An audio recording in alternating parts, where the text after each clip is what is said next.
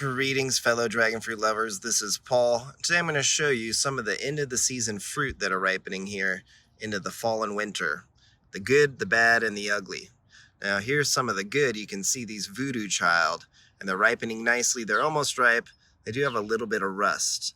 Now that usually happens due to the colder weather in the 40s at night, and then the fact that we get a lot of fog or dew. And you can see that all this moisture just sits on these branches and the fruit, and that can cause rust and other pathogens and even rot.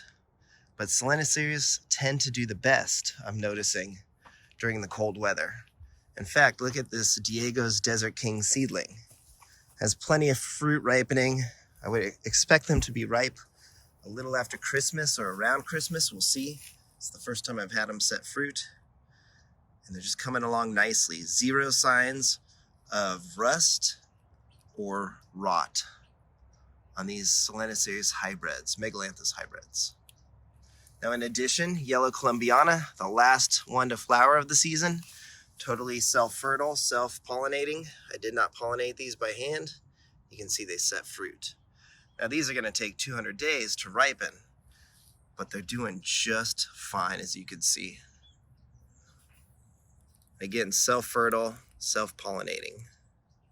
You just have to be patient, and the fruit are small, but sweet.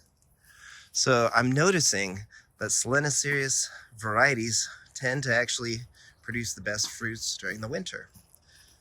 However, there are some over here that are not faring so well. So Lisa, Sabra, those fruits are getting a lot of rust, as you can see, and even rotting, as you can see here.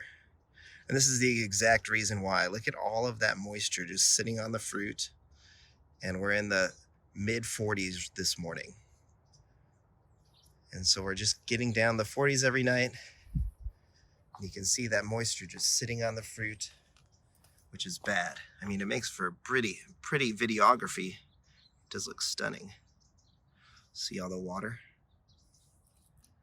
And so even Trisha's getting affected. Look at this. That is a rotten fruit. It's not going to be edible. So you can just see how that cold weather and the moisture affects certain varieties more than others. Now, that Trisha fruit's ruined, but look at this one. It's doing just fine.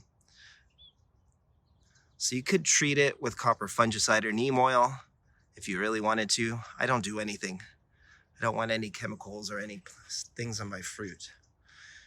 Now, look at this. Pink Panther, Solanaceae DNA, and look at the fruit are looking great. So I'll pick those here in the next few days. Now this Maria Fucsia is doing really well, despite the cold weather. Nice fruit. And you want to look for any cracks on the cone or on the sides.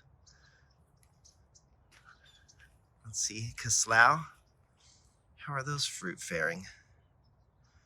Seeing similar to Lisa and Sabra, because they have similar DNA, you can see they attract a lot of rust. And that's where it starts. You start with rust, and it can lead to some type of infection or rot on these fruit. But they'll still be edible as long as they don't rot. Now the Assunta DNA, I'm noticing that is also having a problem with the cold weather.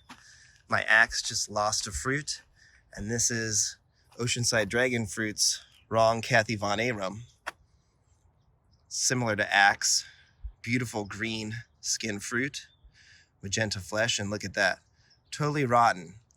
Now what I'm noticing on this, on Assunta, at least in my experience, is that the fruit is okay on the sunny side, and it's rotting on the inside. See that? And Axe did the exact same thing, as well as one of my Dark Star fruit. Now over here, Cotton Candy, it's got a little bit of rust.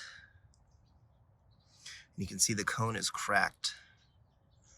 Now it cracked when it was coldest at about 40 degrees, but it's since stopped and sort of recovered as the fruit still continues to develop. So I'm excited that it looks like I'll get to try cotton candy here around Christmas time, 1-10. You can see I pollinated it with neon pollen, 1018. So they're gonna take over 2 months to ripen. Now, there's some more fruit over here. Here's 4S. It's faring well, a little bit of rust, but nothing bad. And the plants tend to get a little bit of chlorosis with the Guatemalan genetics, I'm noticing this time of year. Let's see how Natural Mystic's doing. Yeah, the fruit looked pretty good. A little bit of rust on them. No rot. So hopefully I'll get to enjoy some Natural Mystic this winter.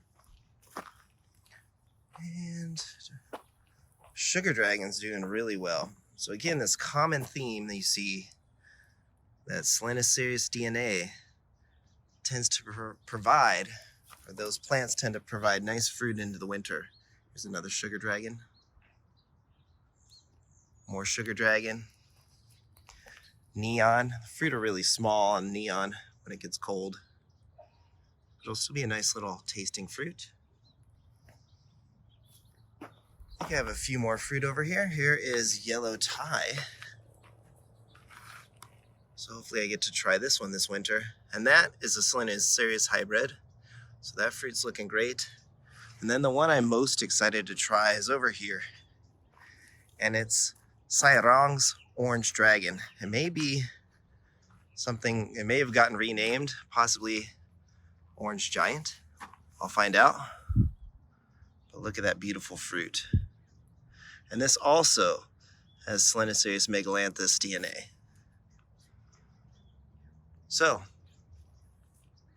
you can see Costa Ricensis DNA. I have a fruit here. Look at that one. It's totally rotted. And that's what happens.